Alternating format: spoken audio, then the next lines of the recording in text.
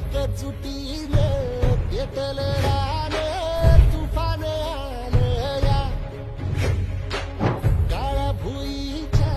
भेटीला हे आभाळ आलं या भेगाळ माय मातीच्या ह्या डोळ्यात जागली या आस घेऊन हात हातामंदी